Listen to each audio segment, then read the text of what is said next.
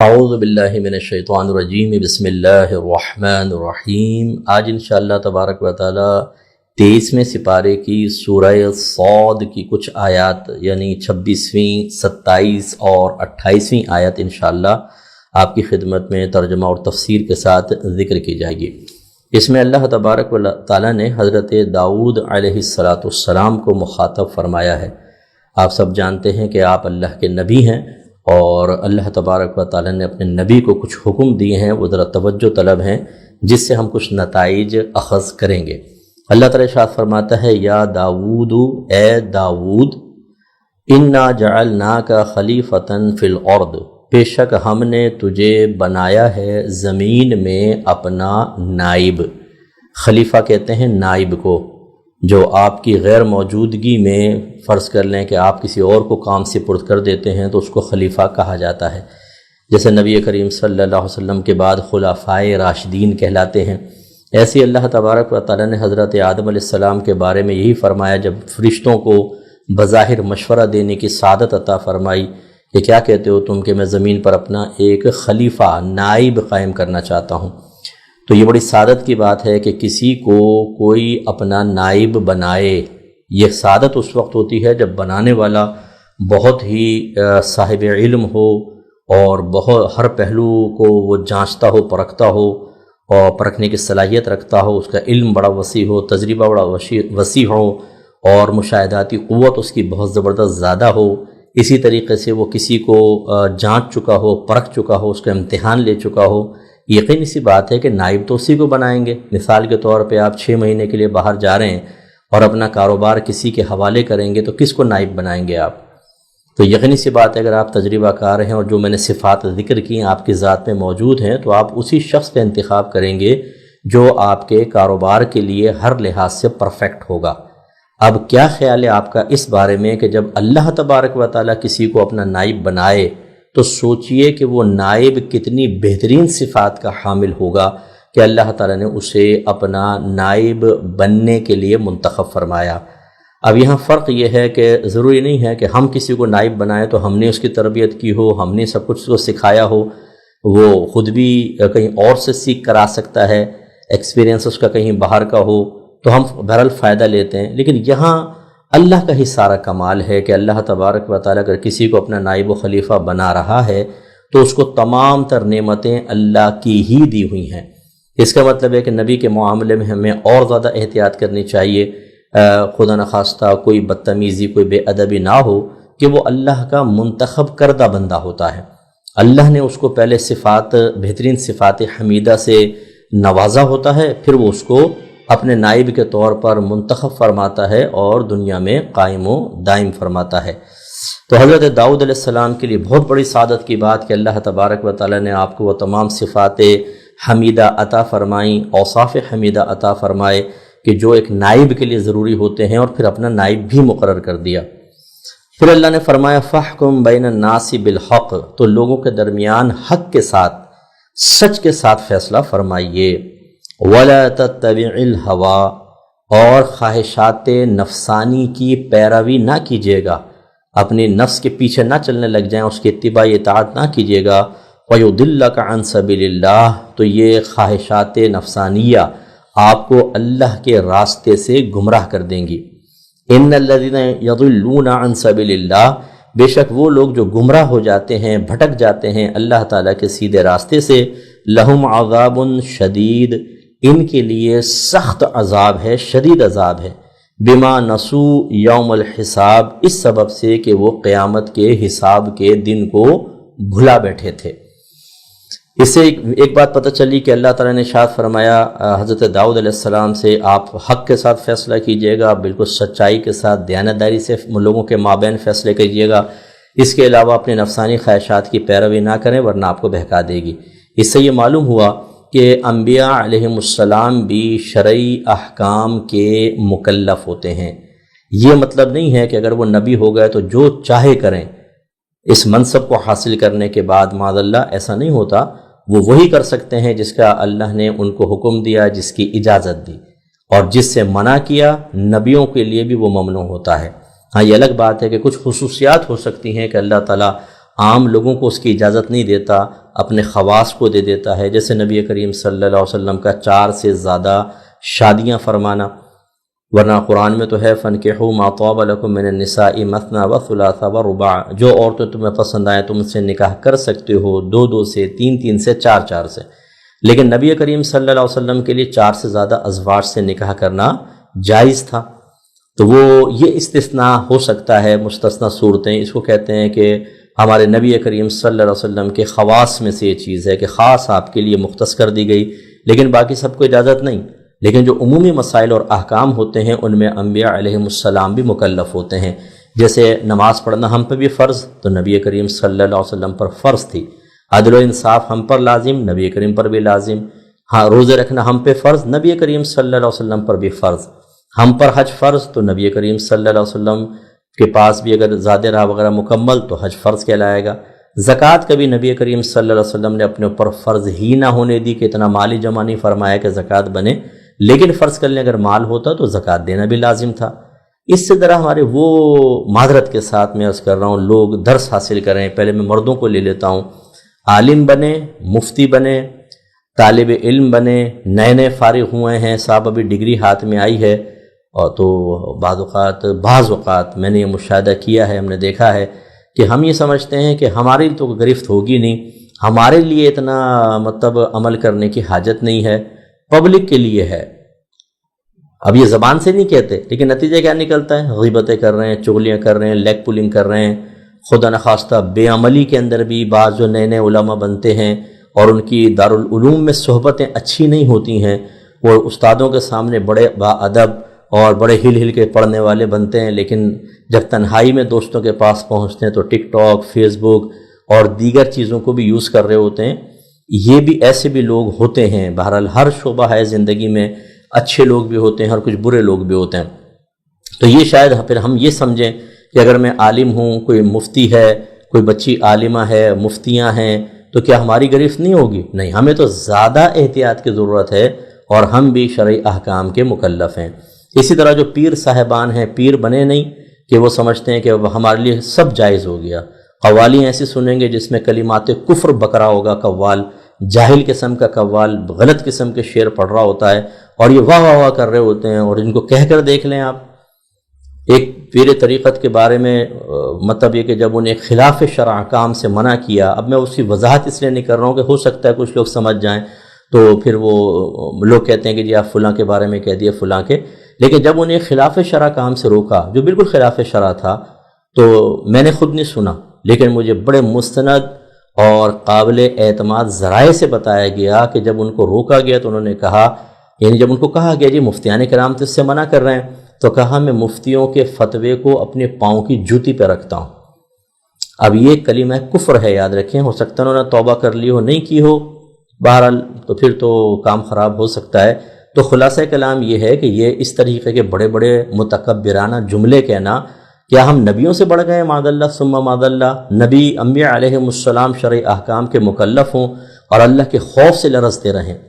ہم صحابہ سے بڑھ گئے کہ وہ نبی کریم کے صحبت یافتہ پھر بھی ڈرتے رہیں، کہ ہم اکابر اجلہ ائمہ اربعہ سے بڑھ گئے کہ وہ اتنے متقی پرہیزگار کہ وہ خوفزدہ رہیں کہ ہمارے آخرت میں گرفت نہ ہو جائے، اور ہم نہ کوئی ہمارے پاس عمل، نہ کوئی اخلاص، ریاکاری کوٹ کوٹ کے بھری ہوئی ہے، دکھاوا کوٹ کوٹ کے بھرا ہوا ہے، تکبر اور اکڑ ایسی ہے کہ ہاتھ کسی سے ملانا پسند نہ کریں، اور پھر ہم یہ سمجھیں کہ ہم گناہ کر بھی لیں گے تو ہماری کوئی گرفت نہیں ہے۔ بالکل غلط، ایسا ہرگز نہیں ہونا چاہیے۔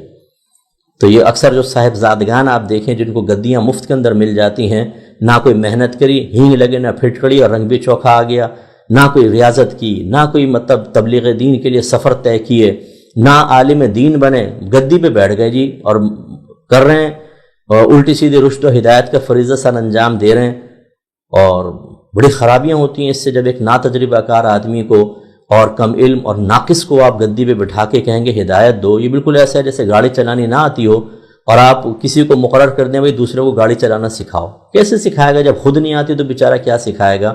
یہ ہمارے یہاں اب وہ صاحبزادہ صاحب سمجھتے ہیں کہ گدی پہ بیٹھنے کے بعد میری آخرت سیف ہو گئی، اب میری گرفت نہیں ہوگی۔ حالانکہ میں نے اس کتاب میں واضح طور پہ لکھا، پڑھیں اس میں جو پیروں کے بارے میں نے شناخت، علامت وغیرہ، یہ ایک پیر اگر پڑھے نا تو اس کو یقیناً احساس ہوگا اور ہو سکتا ہے ہدایت بھی حاصل ہو۔ میں ایسے الٹے سیدھے پیروں کے بارے میں کہہ رہا ہوں جو بعمل ہیں، باشرہ ہیں، صاحب علم ہیں، صاحب تقوی ہیں، سے بہت ہیں، ان کے بارے میں گزارش نہیں کر رہا ہوں، لیکن یہ عام لوگوں کے لیے جیسے ہے وہ اس کو پڑھیں ذرا۔ یاد رکھیں پیر ہونا کوئی فضیلت کا باعث نہیں ہے، یعنی میرا مطلب کیا ہے، گدی پہ صاحبزادہ صاحب بیٹھ گئے، نہ عالم نہ مفتی، نہ ان کو بیان صحیح کرنا آتا، نہ لوگوں کو تبلیغ دین، نہ شرعی احکام، اور میدان محشر میں پہنچ گئے وہ، تو کیا صرف پیر ہونے کی وجہ سے کوئی انعام ملے گا؟ کچھ بھی نہیں ملے گا۔ جیسے صرف نعت خوان ہونے کی بنا پہ کوئی انعام نہیں ملے گا، یہ کوئی وصف نہیں ہے۔ ہاں ہو سکتا ہے جو آپ پڑھ رہے ہیں اس پہ اللہ تعالیٰ آپ کو انعام دے، لیکن یہ نعت خوان ہونا، قاری ہونا یا پیر ہونا فی نفسی یہ منصب ایسے نہیں ہے کہ جو منصب کی بنا پر کوئی بہت درجے ہوں۔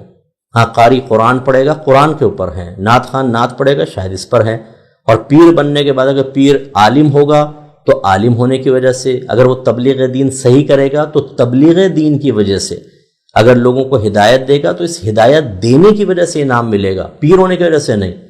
اس سے ہمارے وہ بھائی بہن بھی درس حاصل کریں، ان کے لیے بھی میری گزارش ہے، اگر آپ کسی آستانے میں اس سے وابستہ ہیں اور آستانے کے بڑے جو بزرگ تھے، جو واقعی بعمل تھے، ان سے آپ کی عقیدت چل رہی ہے، اب صاحبزادہ صاحب آ کر بیٹھ گئے، اگر صاحبزادہ صاحب بے عمل ہیں اور وہ رشد ہدایت کا فریضہ سر انجام دینے کے قابل ہی نہیں ہیں تو اپنی نسلوں کو ان سے بیعت نہ کروائیں، تباہی ہے۔ یہ کہیں نہیں لکھا کہ جس آستانے سے آپ وابستہ ہیں اب ناقص آدمی آ کر بیٹھ گیا اس کے ہاتھ میں اپنے بچوں کا ہاتھ دے دیں، وہ تو تباہ کر دے گا آپ کو۔ اسی طریقے سے کچھ لوگ ہوتے ہیں کہ جو مقررین وغیرہ ہوتے ہیں، یہ بھی یہ سمجھتے ہیں ہم مکلف نہیں ہیں، ذرا تھوڑا سا مشہور معروف ہوئے گردن میں سریا آ جاتا ہے۔ ایسی ناراض مت ہوئیے گا، ہماری بہت سی آپائیں باجیاں جو علاقوں میں میلادیں پڑھتی ہیں، درس کرنے جا رہی ہیں، یہ خود بے عمل ہوتی ہیں، بیان کریں گی اتنی کلائی کھلی ہوگی نا، اور نامحرم بھی دیکھ رہے ہیں، اتنی کلائی، یہاں تک کلائی ڈھکنا واجب ہے، یہ ستر میں شامل ہے۔ اسی طرح دوپٹہ ہٹا ہوگا، یہاں تک کا سینے کا یہ حصہ نظر آ رہا ہے، کوئی پرواہ نہیں ہے، گردن نظر آ رہی ہے پوری، ارے بھائی یہ ستر ہے عورت کا، نبی کریم صلی اللہ علیہ وسلم نے اس کو چھپانے کا حکم دیا، لیکن وہ سمجھتے شاید ہم تو اب مکلفہ نہیں رہے کیونکہ ہم آپا بن گئی ہیں، باجیاں بن گئی ہیں، ہم پروفیسر ہو گئی ہیں، ہمارے نام کے ساتھ ڈاکٹر لگ گیا ہے۔ ایسا نہیں ہے، چلیں اس پہ دلیل لیں آئے آپ کہ آپ کے لیے رعایت موجود ہے، اور میں دلیل دیتا ہوں کہ نبیوں کے لیے رعایت موجود نہیں ہے۔ دیکھیے جہاں ان کے خواص ہیں، اللہ تبارک و تعالیٰ نے جو میں نے آپ کو عرض کیا کہ ہمارے نبی کا خاصہ ہے، یہ بعض چیزیں دیگر انبیاء علیہ السلام کی شریعت کے مطابق ان کا خاصہ تھی تو وہ ایک الگ مسئلہ ہے، میں تو عام جنرل جو مسائل ہیں، احکام ہیں، ان کے بارے میں گزارش کر رہا ہوں، اس لیے توجہ فرمائیں۔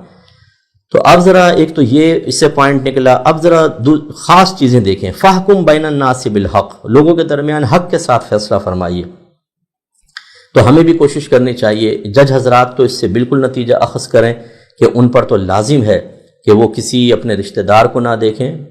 میں نے یو کے اندر مجھے بتایا کہ اگر کسی جج کے پاس کوئی ایسا کیس آتا ہے جس میں مجرم یا ملزم ان کا کوئی رشتہ دار ہے یا دوست ہے، وہ جج وہ کیس ہی نہیں سنے گا، وہ ہٹ جاتا ہے، اسے دستبردار ہوگا، وہ کوئی دوسرا وہاں پر بیٹھے گا۔ اگر پتہ چل جائے کہ آپ اس کیس کو لڑ رہے ہیں حالانکہ وہ آپ کا رشتہ دار ہے تو غالباً اس کے اوپر گرفت ہے۔ تو یہ ہمارے مذہب کا طریقہ ہے اکثر، یعنی ہمارا مذہب یہ کہتا ہے یا تو اس کیس کو چھوڑ دو اور یا بیٹھ کر بالکل دیانتداری کے ساتھ فیصلہ کرو، جیسے میرے آقا صلی اللہ علیہ وسلم نے ایک عورت کا ہاتھ کاٹا، صحابہ کرام یہ چوری کی تھی، ہاتھ کاٹنے کا حکم دیا، کچھ صحابہ نے سوچا یہ ذرا اعلیٰ خاندان کی ہے، اگر اس کے ساتھ کوئی رعایت کا معاملہ ہو جائے تو ہو سکتا ہے کہ یہ اس طرح کا طرز عمل ان کے خاندان کو اسلام کی طرف مائل کر دے، تو انہوں نے سفارش کرنے کی کوشش کی، رسول اللہ سے درگزر کریں، بڑے خاندان کی ہے۔ رحمت کونین صلی اللہ علیہ وسلم نے ارشاد فرمایا کہ یہ عورت تو کیا، اگر میری بیٹی فاطمہ بھی اس کی جگہ ہوتی تو میں اس کے بھی ہاتھ کاٹ دیتا۔ یہ دیکھیں، یہ ہے ہمارے نبی کا طرز عمل کہ اپنی صاحبزادی کے بارے میں نبی کریم نے ایسا فرمایا، اس کا مطلب ہمیں سمجھا دیا۔ اب شہزادی کونین کے بارے میں تو ہم تصور نہیں کر سکتے، لیکن نبی کریم صلی اللہ علیہ وسلم نے ہمیں سمجھایا کہ جب آپ فیصلہ کریں تو پھر یہ نہ دیکھیں کہ کون رشتہ دار ہے کون نہیں ہے۔ ہماری صورتحال یہ ہے، اچھا یہ تو جج کا مسئلہ ہے، اب گھروں کے اندر لے لیجئے، ہم بعض اوقات فیصلہ کر رہے ہوتے ہیں، ایک کی طرفداری کرتے ہیں حالانکہ وہ غلط ہوتا ہے، دوسرے کے اوپر سختی اور جبر کر رہے ہوتے ہیں کیونکہ وہ ہمارے دل سے دور ہوتا ہے، یہ ہمارا نہیں ہوتا، یہ دور کا رشتہ دار ہوتا ہے۔ اگر ماں باپ غلط بھی ہیں، خاندان میں جھگڑا ہو گیا، ہم ماں باپ کی فیور کریں گے اور ان کے حق میں ہی مطلب بیڈ رزلٹ جو ہے وہ سامنے والے کے حق میں مرتب کیا جائے گا، ماں باپ کو نہیں کہا جائے گا۔ ایسی جو ہمارے بہت سارے لوگ بیٹھے ہیں سن رہے ہوں گے، برادری سسٹم، جی ہماری برادری میں سارے فاسق، فاجر، شرابی، زانی، جواری لوگ موجود ہیں، اپنے نفس کے تابع ہو کر ہر قسم کے گند اور غلیظ کام کر رہے ہیں۔ آپ برادری کی وفاداریاں نبھا رہے ہیں۔ یہ برادریوں کی وفاداریاں جو خلاف شرع طور پر آپ نبھانے کی کوشش کریں گے، یہ آپ کو میدان معاشر میں ذلیل و رسوا کروا دیں گے۔ برادری اپنے مقام پر، صحابہ کرام کی بھی تو برادری اور قبائل تھے ان کے، انہوں نے تو ایسا نہیں کیا۔ جب نبی کریم صلی اللہ علیہ وسلم نے کلمہ پڑھنے کا حکم دیا، کلمہ پڑھا تو برادری ان کے لیے اجنبی ہو گئی۔ انہوں نے کہا کہ جب اسلام لاؤ گے تو بس ٹھیک ہے، ہماری محبت ہے، ورنہ دور سے سلام، ہدایت قبول کرو تو۔ یہ ہماری عجیب صورتحال ہے۔ میری زندگی تو بھری پڑی ان تجربات سے، یعنی ایک برادری والا غلط ہے لیکن اس کی فیور کر دی، اور جو حق پر تھے ان کو مروا دیا۔ کیوں جی؟ برادری ہے، خاندان ہے۔ اب میدان معاشر میں نبی کے پاس مت جائیے گا، ان برادری والوں سے کہیے گا مجھے ذرا چھڑواؤ اللہ کی بارگاہ سے، مجھے جنت تک پہنچاؤ۔ پھر آپ کو پتہ چلے گا کہ جب برادری والے آپ کو لات مار کے اور دھکا دے کے پیچھے کر رہے ہوں گے کہ بھاگ جائیں یہاں سے بھائی، ہم تو خود پھنسے پڑے ہیں، اس وقت آپ کو یہ برادری کی وفاداریاں بہت زیادہ سمجھ میں آئیں گی۔ مجھے امید ہے کہ کچھ لوگ ہو سکتا ہے اس پہ غصے بھی ہوں، ناراض بھی ہوں، لیکن میں حق اور سچ بات آپ کی خدمت میں ذکر کر رہا ہوں، اور میں آپ کو دشمن نہیں ہوں، میں آپ سے بہت پیار اور محبت کرتا ہوں۔ میں سرکار کی امت سے بہت پیار کرتا ہوں، کیونکہ سرکار کی نسبت سے اس امت کو، چونکہ سرکار سے نسبت ہے تو ہمیں ہر اس چیز سے پیار کرنے کا حکم ہے جس کی سرکار سے نسبت ہے۔ تو یہ نہیں ہے کہ میں کوئی آپ کا دشمن ہوں، میں آپ کو اچھی بات بتا رہا ہوں۔ میری بات پہ عمل کریں گے، اپنا احتساب کریں گے، آپ گناہ سے بچیں گے، میدان محشر میں آپ میرا شکریہ ادا کریں گے۔ غصہ کریں گے، اپنی پرانی روش پہ، اگر غلط روش ہے اس پہ قائم رہیں گے، میرا کیا نقصان ہوگا بتائیں؟ بھگ دے مجھے گالیاں 50، کیا کریں گے آپ؟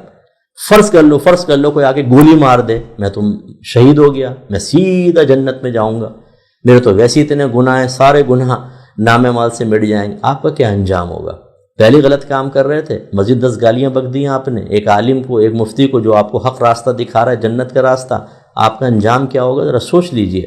اس لیے میں یہ بات اس لیے کہہ دیتا ہوں کہ مجھے پتہ ہے کہ شیطان کس طرح چابیاں بھرتا ہے۔ 30 سال ہمارا تجربہ ہے کہ حق بات سننے کے بعد چونکہ ہم غلط روش پر ہوتے ہیں، اور جب ہم پر تنقید ہوتی ہے، جب ہماری چوری پکڑی جاتی ہے، جب ہمارے باطن کی خرابی ظاہر کی جاتی ہے، تو ہم گلٹ فیل کرتے ہیں۔ اگر ہمارے بچے، ہماری بیوی سن رہی ہیں تو وہ سوالی نگاہوں سے دیکھتے ہیں کہ تم تو بڑا اس کو کہہ رہے تھے صحیح ہے، اب بتائیں ذرا۔ تو وہ پھر یہ نہیں کہ حق قبول کریں، کہتے ہیں اسی کو اڑا دو۔ جیسے آفس کے اندر کام چور جو ہوتے ہیں نا، اگر کوئی ایک اچھا آ جائے افسر یا کوئی کلیگ ایسا آ جائے کہ جو اچھے وقت پہ آ رہا ہے، وقت پہ جا رہا ہے، وہ کہتے ہیں یار یہ مروائے گا۔ اب نتیجہ کیا ہے؟ اچھے ہو جائیں؟ نو، اس کو نکالو، نہیں نکال سکتے کوئی الزام لگا کر اس کو خراب کر دو، یا اپنے ساتھ ملائیں گے، مل جاؤ ہمارے ساتھ یار، ایسے اب ایمانداری کا دور نہیں ہے، یہ چل رہا ہے۔ اللہ رحم فرمائے ہماری حالت پر۔ تو خلاصہ کلام یہ ہے کہ آپ اگر ماں باپ ہیں، اپنے بچوں کے درمیان فیصلہ کرنا چاہیں، اگر کوئی میاں بیوی اپنا کیس خاندان میں جیسے ہوتا ہے بیان کر رہے ہیں، اگر آپ صلاحیت رکھتے ہیں صحیح فیصلہ کرنے کی تبھی کریں، ورنہ تباہ برباد ہو جائیں گے۔ تو آپ ان کے مابین حق کے ساتھ فیصلہ کریں۔ دو دوست لڑ بیٹھتے ہیں، ان کے مابین کوئی اور رشتہ دار ہوں، ان کے مابین بالکل حق کے ساتھ فیصلہ فرمائیں، کیونکہ اللہ نے داؤد علیہ السلام کو اس کا مکلف بنایا، تو ہم بھی ہیں۔ اور اس کے بعد اللہ تعالیٰ نے فرمایا کہ اپنی نفسانی خواہشات کی پیروی نہ کیجیے گا، یہ آپ کو اللہ کے راستے سے گمراہ کر دے گی۔ اس کا مطلب یہ ہوا کہ نفس کو جاننا کہ نفس کیا ہوتا ہے، اس کی خواہشات کیسی ہوتی ہیں، کیونکہ کہیں جائز خواہش بھی ہوتی ہیں، کہیں حرام ہوتی ہیں، کہیں مباح ہوتی ہیں، نہ گناہ نہ ثواب، ان کے مابین فرق کرنا، اس کی چالاکیوں کو سمجھنا، اس کی صحیح معرفت حاصل کرنا، پھر اس کو قابو میں کرنے کی کوشش کرنا، کہاں نفس کی خواہش پوری کی جا سکتی ہے اور کس انداز میں، اور کہاں بالکل نہیں کر سکتے۔ یہ کتاب میں بار بار اس لیے کہتا ہوں یہ کتاب پڑھیں، اس میں نفس کا بہترین بیان آپ کو ملے گا کہ کیسے نفس کو قابو میں کرنا، اس کی معرفت کیا ہے، خواہشات کتنی قسم کی ہوتی ہیں۔ اگر آپ کو اس کی مباح خواہش، مثلا نفس نے کہا چائے پلا دیں، لیکن کچھ کنڈیشنز کے ساتھ، آپ اس کو پڑھ کر دیکھیں، آپ کو پتہ چلے گا کہ ہم نفس کو کھلائیں بھی، پلائیں بھی، اچھا لباس بھی پہنیں، تفریحی مقامات پر بھی لے کر جائیں، لیکن اس کو قابو میں کیسے رکھنا ہے وہ آپ کو اس کتاب سے مل جائے گا تو ضرور. تو بہرحال اپنی نفسانی خواہشات کی پیروی کرنا. اب ایک خواہش تو ایسی ہے کہ چلو چائے پی لی، پانی پی لے، یہ تو مباح خواہشات ہیں، ان سے بھی نفس کو تھوڑا تھوڑا روکنا چاہیے، اور اس کی کیا حکمت ہے سب اس کتاب میں ہے. لیکن ایک ہوتے ہیں حرام خواہش، یہاں جو ہے وہ وہی مراد ہے، ناجائز خواہش، بد نگاہی کی، کسی کے ساتھ زنا کرنے کی خواہش. اگر کسی کی بیوی پر نگاہ پڑ گئی ہے تو آدمی کا دل میں ایسا خیال آئے کہ درمیان جدائی کرواؤں، یہ عورت مجھے مل جائے. ایسی بعض خواتین ایسی ہوتی ہیں کہ کسی کا شوہر بہت اچھا لگ جاتا ہے تو وہ چاہتی ہیں کہ طلاق ہو جائے ان کے مابین اور یہ مجھے مل جائے. اس کے لیے تو عاملوں کے پاس پہنچ جاتی ہیں کہ اس کی نفرت ڈال دو اس کے اور میری محبت ڈال دو. تو وہ عامل کہتا ہے کہ جی پہلے میری محبت اپنے دل میں ڈال دیں، کیونکہ وہ شیطان اتنے ہوتے ہیں. اس قسم کی عورتیں جب اپنے کیس بتاتی ہیں تو وہ بالکل پلاننگ کے ساتھ کام کر کے ان کو پھنسا لیتے ہیں. تو میں بہنوں سے گزارش کرتا ہوں خدا را ان جعلی قسم کے عاملین کے پاس نہ جائیں، جن کی داڑیاں نہیں ہیں، جو گندے کام کرنے کے لیے تیار بیٹھے ہوئے، محبوب تمہارے قدموں میں. بعض نوجوان پہنچ جاتے ہیں ایسے لوگوں کے پاس. میں پھر سمجھاتا ہوں ان لوگوں کو کہ جو کسی کی بہن، کسی کی بیٹی پسند آ گئی تو پہنچ گئے کہ وہ میری طرف مائل ہو جائے. اور یہ کہتے کیا ہیں، ایسا تعویذ دیں گے محبوب چل کے تمہارے گھر تک پہنچے گا. تو میں کبھی کبھی سمجھاتا ہوں ایسے نوجوانوں کو، یار تھوڑا سا کر کے دیکھو یوں کہ اس کے پاس جاؤ اور کہو کہ ایک محبوب ہے، اسے میں نے قدموں تک بلانا ہے. وہ کہے گا ٹھیک ہے، کتنے پیسے لیں گے؟ اتنے پیسے، ٹھیک ہے میں سے ڈبل دوں گا آپ کو، لیکن محبوب میرے دروازے تک آنا چاہیے. وہ کہے گا ہاں بالکل آئے گا. اب آپ کہیں پوچھو مجھ سے کہ محبوب ہے کون؟ جب وہ کہے کون تو کہے تمہاری زوجہ، تمہاری بہن، تمہاری بیٹی. پھر دیکھیں اس کو کیسی آگ لگے گی اور کہاں جائے گا ساتویں آسمان پر. دوسروں کی بہن، بیٹیوں اور بیویوں کے دلوں کے اندر تم لوگ عملیات کر کے چاہتے ہو کہ وہ اپنے شوہروں کو چھوڑ دیں، باپ کے منہ پہ کالک مل دیں، اپنے بھائیوں کا سر شرم سے جھکا دیں اور اپنے گھر سے بھاگ کے یہ اس کے محبوب کے قدموں میں آ جائیں. شرم تو نہیں آتی ہوگی ذرہ برابر؟ ایسے عاملین مجھے سنتے ہیں تو بڑے پھڑکتے ہوں گے یہ لوگ، لیکن انشاءاللہ عز و جل اللہ تبارک و تعالیٰ کی تائید مجھے حاصل ہے، کیونکہ میں نبیوں کا کام کر رہا ہوں. تو آپ کا غصے سے مجھے کوئی فرق نہیں پڑے گا. لیکن سوچئے آپ کیا کر رہے ہیں. آپ اگر مسلمان ہیں تو میں آپ سے بھی ہمدردی رکھتا ہوں. یہ جو آپ نے غلط رویہ اور غلط روش اختیار کی ہے یہ غلط ہے. اور یہ بھی میں آپ کو بتا دوں، میں اکثر 90% فراڈ یہ ہوتے ہیں، کچھ بھی نہیں کر سکتے. یہ صرف اشتہارات لکھ کے لوگوں کو، نمبر بھی لکھا ہوگا آپ نے دیکھا، ان کی یہ نمبر والی سم جو ہے یہ کئی لاکھ میں بکتی ہے، کئی لاکھ میں، کیونکہ وہ لوگ اس پہ فون کر رہے ہوتے ہیں. وہ کسی کو بیچ دیتا ہے، دوسرا دھندا شروع کر دیتا ہے، اسی پہ پیچھے کون بیٹھا ہے کسی کو کیا پتا. اس لیے ذرا توجہ فرمائیے. تو اپنے نفسانی خواہشات کے اوپر نگاہ رکھیں. اگر وہ حرام، گندی، غلیظ، ناجائز خواہش ہے تو اللہ تعالیٰ کیا بیان فرما رہا ہے کہ وہ تمہیں اللہ کے راستے سے گمراہ کر دے گی. پھر فرمایا بے شک وہ لوگ جو گمراہ ہو جاتے ہیں اللہ کے راستے سے ان کے لیے عذاب شدید ہے. ویسے تو یہ کفار کے حق میں ہے، لیکن نتیجہ اس کا سب مسلمان بھی نکال سکتے ہیں، کیونکہ نفسانی خواہشات ہمارے ساتھ بھی ہیں. میں نے ایسے ایسے لوگ دیکھے ہیں، لڑکیاں غیر مسلم سے نکاح کرنے کے لیے کافر ہو گئی. ہندو لڑکے سے شادی کرنی، لڑکی نے ہندو مذہب اختیار کر لیا. کرسچن لڑکے سے شادی کرنی، لڑکی کرسچن ہو گئی. ابھی مجھے بتایا تھا، یہ ریسنٹلی ایک کیس میرے پاس آیا کہ کرسچن فیملی کے اندر لڑکی کو لڑکا پسند آ گیا باہر کے ملک میں، وہ کرسچن ہو گئی، اس کے ساتھ شادی کر لی. ایسے بہت سے لوگ جو ہیں وہ غلط عقیدہ رکھنے والے کے ساتھ اپنا عقیدے بدل کے اس کے ساتھ شادی کر لیتے. یہ ہے نفسانی خواہش کی پیروی. ان کے لیے شدید عذاب ہے. اپنے بچوں کی صحیح تربیت کریں خدارا، ورنہ تباہی ہے، بربادی ہے. اور جو ایسا کر رہا ہے، اگر میری بات سن رہا ہے تو وہ بالکل نہ کرے. ایسی نفسانی خواہش کو پورا کرنے کا کیا فائدہ؟ ایسے میں نے لڑکوں کو دیکھا، مردوں کو، لڑکی نے کنڈیشن رکھی تمہیں میرا مذہب اختیار کرنا پڑے گا. اس نے اسلام چھوڑ دیا. ایک عورت کے لیے آپ نے اسلام کو چھوڑ دیا. وہ ابھی کچھ عرصے بعد اتنی ہو جائے گی، چہرے کے فگرز، جسم کے فگرز بگڑ جائیں گے، چہرہ بدل جاتا ہے، جیسے سے اوور ایج ہوتا ہے آدمی. تھوڑی سی آپ کی نفسانی خواہش پوری ہو جائے گی، بس پھر وہ تقاضۂ نفسانی جو بہت شدت کے ساتھ ہے وہ ختم ہو جائے گا، اور پھر وہ آپ کے ساتھ بدتمیزیاں کرے گی، دیگر معاملہ. پھر کہتے ہیں صاحب میں کیسے جان چھڑاؤں، مجھے بتائیے. جب کر رہے تھے تو مفتی صاحب یاد نہیں آئے تھے؟ اس وقت تو بڑے ذہین تھے آپ، بڑے فتین تھے، اور جال ڈال کے بیٹھے ہوئے تھے کہ کوئی مچھلی پھنس جائے.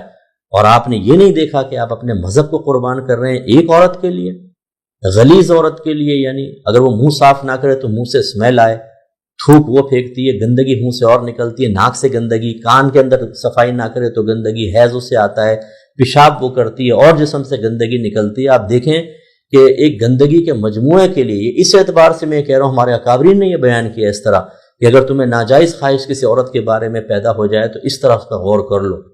اس کے لیے آپ آج سر نہ دھوئے تو اس کے سر سے بدبو آنا شروع ہو جائے، اور آپ اس کے لیے اپنے مذہب کو چھوڑ رہے ہیں، اسلام کو چھوڑ رہے ہیں، جنت کی حوروں کو چھوڑ رہے ہیں۔ یہ میدان محشر میں اتنا رسوا ہوگا، اتنا رسوا کہ اس کا پچھتاوا اتنا ہوگا کچھ انتہا نہیں۔ یعنی وہ تو اس وجہ سے کہ آپ کو نظر آئے گا، ورنہ یہ تو موت کے ساتھ ہی پتہ چل جائے گا۔ اللہ تعالیٰ میں سب کے بچوں کے لیے دعا کرتا ہوں، اے اللہ خاص طور پہ جو ہمارے بھائی بہن باہر کے ملکوں میں اپنے بچوں کے فیوچر کے بارے میں لرز رہے ہیں، کانپ رہے ہیں، میں جانتا ہوں نا ماں باپ مجھے اپنی فیلنگ شیئر کرتے ہیں اور روتے ہیں آنسوؤں سے فون کر کے کہ صاحب ہمارے بچوں کے لیے دعا کریں، ہمارے بچے ہاتھ سے نکل گئے، وہ غیر مسلم بن رہے ہیں، شیطان کی پوجا کر رہے ہیں، لڑکیوں کے پیچھے دیوانے ہو کر بھاگ رہے ہیں، اپنی جنڈر ہی چینج کروا لی ہے، لڑکا ہے لڑکی ٹھمکے مارتا ہوا پھر رہا ہے اور معاذ اللہ ثم معاذ اللہ گے بن چکا ہے، یا پھر غلط کام کے لیے اپنے آپ کو پیش کرنے کی عادت پڑ گئی ہے۔ اس طرح کے معاملات، ماں باپ بہت پریشان ہیں۔ میں دعا کرتا ہوں اللہ تعالیٰ سب کے بچوں کو ان تمام برائیوں سے بچائے، لیکن کچھ ماں باپ کی بھی ذمہ داریاں ہوتی ہیں۔ یہ ضروری نہیں ہے کہ باہر کے ملکوں میں ہو، لیکن ریشو وہاں پہ مجھے زیادہ ایسا محسوس ہوا ہے کہ وہ جو لوگ اپنے بارے میں بتاتے ہیں کہ وہاں بچوں کے لیے بے راہ روی کی طرح بڑھنا زیادہ آسان ہو گیا ہے۔ ہمارے یہاں فریڈم آف اسپیچ اتنی نہیں ہے، خاندان ہوتا ہے مروت میں بڑوں کے، کوئی یہ سمجھا دیا ادھر سمجھا دیا ہو جاتا ہے، وہاں کچھ بھی نہیں ہے۔ آپ اس آزادانہ ماحول میں جس میں اسکول میں بچوں کو ان کو جو قانونی پروٹیکشن ان کو حاصل ہے اور آزادیاں حاصل ہیں وہ ان کے دماغ میں بھر دی جاتی ہیں، پھر بچے وہاں ہاتھ سے نکل جاتے ہیں۔ بڑے مزے آئے تھے آپ کو، بڑے گھوم رہے تھے پھر رہے تھے، اور جو بہنیں بڑے امریکن بہو آ رہی ہے امریکہ سے ساتھ ملنے آ رہی ہیں پاکستان امریکہ، وہ سارے بچ جا رہے ہیں، کسی کو چاکلیٹ، کسی کو یہ، کسی کو میک اپ کا سامان۔ یہ جو عارضی عزتیں سمیٹ لی نا آپ نے، اس کا حساب دینا ہے آپ نے۔ ثم لتسألن یومئذ عن النعیم، پھر تم سے ہر نعمت کے بارے میں اس دن کوسچن کیا جائے گا۔ تو ابھی تو بڑا مزہ آتا ہے کہ جی ہم امریکہ میں بیٹھے ہیں، کینیڈا میں، جرمنی میں، یو کے اندر، اور یہاں کے لوگ بڑے رشک بھری نگاہوں سے دیکھ رہے ہیں۔ لیکن اگر آپ نے اپنے بچوں کی صحیح تربیت نہیں کی، اپنے آپ کو نفسانی خواہشات سے نہیں روکا، وہاں کے آزادانہ ماحول میں آپ کو دینی پابندیاں اتنی سی حقیر معمولی نظر آنے لگ گئیں، آپ نے اللہ کو حقیر سمجھا، رسول کو حقیر سمجھا، قرآن کی تعلیمات کو حقیر سمجھا، اور گھومتی پھر رہی ہیں صاحب بے پردہ، اور یہاں سے وہاں ان مردوں سے ہنسی مذاق ٹھٹے، وہاں پہ ٹھٹے۔ تیار رکھیں، تیار رہیں، آخرت آنے والی ہے۔ اللہ تعالیٰ فرماتا ہے کہ یہ بے شک وہ لوگ جو گمراہ ہو جائیں اللہ کے راستے سے، ان کے لیے عذاب شدید، اس سبب سے کہ انہوں نے قیامت کے دن کو بھلا دیا تھا۔ جیسے ہمیں یاد نہیں رہتا نا یوم حساب، پورے مہینے، پچھلے مہینے، میں دینداروں کی بات نہیں کر رہا ہوں، آپ جیسے جو ہیں وہ تو چلیں بیان سنا، پروگرام سنا، ذرا اطراف میں سب لوگ دیکھیں، اپنے خاندان میں دیکھیں، پچھلے پورے مہینے ایک بار بھی قیامت کی بات، موت کی بات، عذابات قبر اور آخرت کی ذلت و رسوائی، اللہ کی گرفت، جہنم، جنت، ایسے کوئی تذکرے ہوئے ہمارے گھر میں؟ نو، یہ تو اجنبی باتیں ہیں۔ سارا ٹائم دنیا کی باتیں، سارا ٹائم دنیا کی ترقیاں، سارا ٹائم ہماری ذات، فلاں کی ذات، خاندان، اس میں لگے ہوئے ہیں۔ اللہ نے فرمایا کہ ان لوگوں کا انجام کیوں ہے؟ اس سبب سے کہ انہیں یوم حساب کو بھلا دیا تھا۔ جب انسان آخرت سے اپنی نگاہ ہٹائے گا، نفس کا غلام بنے گا، شیطان کا غلام بنے گا۔ جب اس کو آخرت یاد ہوگی تو وہ سوچے گا نہیں یار، مجھے اب اپنی نفس کی خواہش پوری کرنے کے لیے حرام نہ کماؤں، آخرت میں حساب دینا ہوگا، کسی کا مال نہ دباؤں، وراثتیں، قرض دبا لیے، فراڈ کر کے کسی کا پیسہ لے لیا، پلاٹ قبضے میں کر لیا، اپنے نام لکھوا لیا، مکان نام لکھوا لیا، بیچارہ وہ غریب کچھ بھی نہیں کر سکتا۔ آخرت نونم ایسا نہیں کروں گا، کیا تو فوراً واپس کریں، امانت میں خیانت پہ توبہ کریں اور مال واپس کریں، کسی کو تکلیف پہنچائے تو فوراً انسان توبہ کرے گا۔ لیکن جو آخرت کو فراموش کر دے تو پھر وہ نفس و شیطان کا غلام بنتا ہے۔ اور اللہ نے فرمایا وَمَا خَلَقْنَا السَّمَاءَ وَالْأَرْضَ وَمَا بَيْنَهُمَا بَاطِلًا، اور نہیں پیدا کیا ہم نے آسمان اور زمین کو اور جو ان کے مابین ہے بیکار۔ ہم نے کسی چیز کو بیکار پیدا نہیں کیا۔ میں نے اپنی اس کتاب کی ابتدا ہی اس چیز سے کی ہے کہ ہمیں سمجھنا چاہیے کہ دنیا میں اللہ نے ہمیں کیوں بھیجا؟ کھانے پینے کے لیے، فیشن کرنے کے لیے، پیسہ جمع کرنے کے لیے؟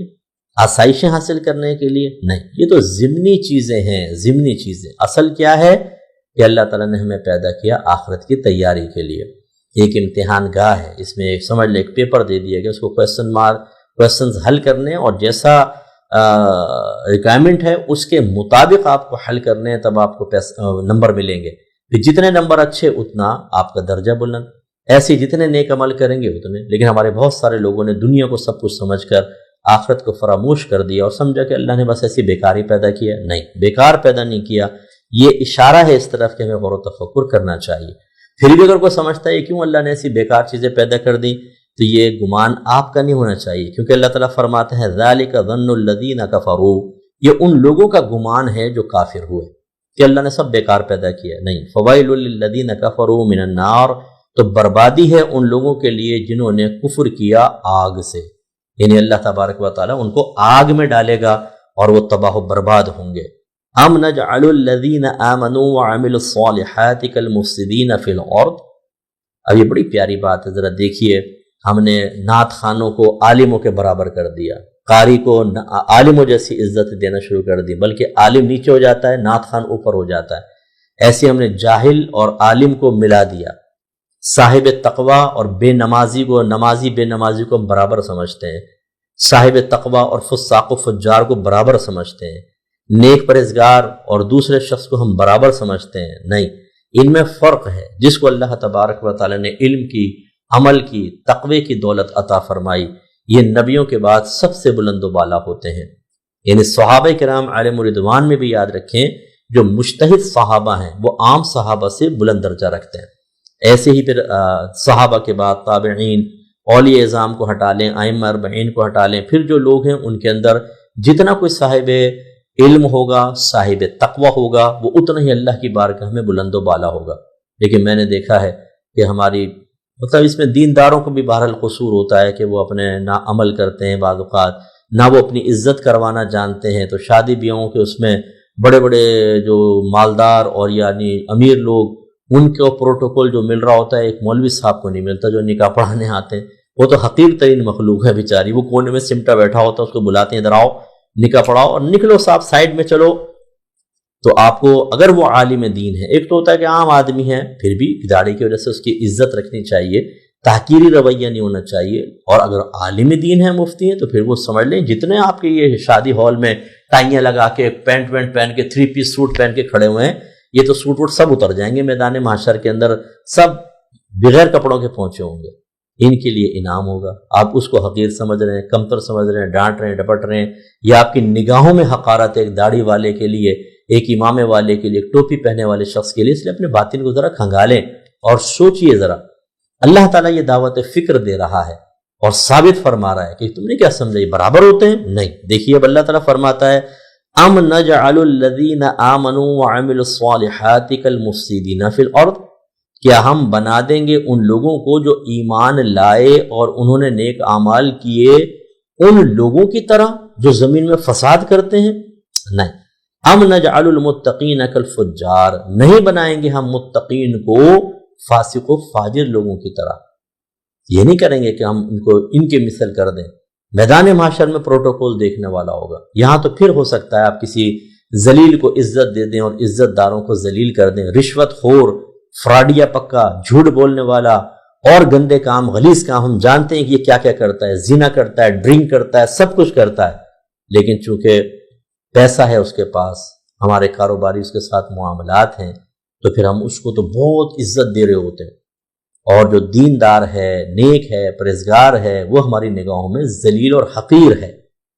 دنیا میں یہ ہو سکتا ہے، اللہ تبارک و تعالیٰ نے امتحان رکھا ہے دینداروں کا، اور یہ صرف عام آدمی کے لیے نہیں، ہم تو بیان ہی کر رہے ہیں نا، پچھلی قوموں کے ذرا واقعات آپ پڑھیں، انہوں نے نبیوں کو اس طرح نگاہ سے دیکھا، حقیر سمجھا، جو ان کے ساتھ دینے والے تھے ان کو بڑے بڑے رئیس، بڑے بڑے سیٹھ پہلے بھی تھے، انجام کیا ہوا؟ مٹی میں مل گئے، عذاب الہی میں گرفتار ہوئے، میدان محشر میں ذلیل اور رسوا ہو کر آئیں گے۔ تو اللہ تعالیٰ فرما رہے کہ ہم متقین کو فجار کی مثل بنا دیں گے؟ نہیں۔ تو یہاں تفاوت فرق کر سکتے ہیں، میدان محشر میں ایسا نہیں ہوگا۔ جو جتنا صاحب علم، صاحب تقوی، اللہ اس کو ایسا ہی VIP پروٹوکول دے گا۔ آج یہاں پر لینڈ کروزر میں آ رہے ہیں صاحب، بیوی پورے سونے میں لدی ہوئی ہے، اور جب اترتے ہیں جی ہوٹل پی سی کے اندر فلاں جگہ تقریب ہے، او آتے ہیں ایسا بن ٹھن کے کہ روب دبدبہ قائم ہو جاتا ہے۔ میں نہیں کہہ رہا ہوں خدا نہ خواستہ ان میں سے ہر ایک ایسا ہوگا کہ آخرت میں پھنسے گا، لیکن جو فراڈ کر رہا ہے، جو غلط کام کر رہا ہے، اس کے حساب سے اور توبہ نہیں کی، یہ سب بھیگی بلی بن کے یوں کانپتے ہوئے کھڑے ہوں گے۔ اور ایک دیندار جس کو نگاہ حقارت سے دیکھا تھا لیکن وہ بعمل تھا، نیک تھا، پرہیزگار تھا، صاحب علم تھا، اللہ تعالیٰ اس کو عزت اور احترام سے جنت میں داخل کرے گا۔ اس لیے میں گزارش کرتا ہوں کبھی اپنے پیسے پہ گھمنڈ نہ کریں، کبھی دینداروں کو حقیر نہ سمجھیں، خصوصاً صاحب علم لوگوں کو اللہ تعالیٰ سمجھنے کی توفیق عطا فرمائے، آمین۔ وآخر دعوانا ان الحمدللہ رب العالمین۔ دعا کر لیں، یا ارحم الراحمین، یا ارحم الراحمین، یا ارحم الراحمین۔ اے مالک مولا، ہم سب کا اس درس میں شرکت کرنا اپنی بارگاہ میں قبول و منظور فرما لے۔ اے اللہ تعالیٰ ہم سب سے راضی ہو جا، اے اللہ تعالیٰ ہم پر اپنی خصوصی رحمتیں برکتیں نازل فرما۔ اے مالک مولا، جتنے ہمارے ساتھ دعا میں شریک ہیں مالک مولا، ان سب کو عزت اور احترام عطا فرما، زوال عزت سے محفوظ فرما، بدنامی اسکینڈل سے محفوظ فرما لے۔ جو ان کو لوگ تکلیف پہنچا رہے ہیں اور بدنام کرنے کی کوشش کر رہے ہیں، روحانی جسمانی اذیتیں دے رہے ہیں، اللہ تعالیٰ ان کو ہدایت عطا فرما اور ان کے شرور سے ان کو محفوظ فرما دے۔ اے اللہ تعالیٰ ہمارے گھروں میں پیار، محبت، الفت، اتحاد و اتفاق والا ماحول بنا دے، لڑائی جھگڑا، فتنہ فساد، اختلاف رائے سے محفوظ فرما۔ اے مالک مولا، ہمارے وہ بھائی بہن جو ہماری اکیڈمی سے مالی تعاون کر کے دین کے کام کو آسان کر رہے ہیں، اللہ تعالیٰ ان کو بہت بلند درجات عطا فرما، انہیں جنت الفردوس میں ایسا مقام عطا فرما جیسا نبی کریم نے فرمایا کہ بعض جنتی اوپر والے درجے والے جنتیوں کو ایسے دیکھ رہے ہوں گے جیسے تم زمین پہ کھڑے ہو کے آسمان پہ چمکتے ہوئے ستارے کو دیکھتے ہو۔ اے اللہ تعالیٰ ان کو، ان کی فیملی، ان کے خاندان سمیت سرخرو فرمانا، دنیا میں بھی آخرت میں بھی۔ جس طرح ہم سب یہاں جمع ہوئے جنت الفردوس میں اپنے حبیب کریم صلی اللہ علیہ وسلم کے مبارک قدموں میں دائمی طور پہ جمع ہونے کی توفیق عطا فرمانا، آمین۔ صلی اللہ تعالی علی خیر خلقہ ونور عرشہ سیدنا و مولانا محمد وعلی آلہ وصحبہ اجمعین برحمتک یا ارحم الراحمین۔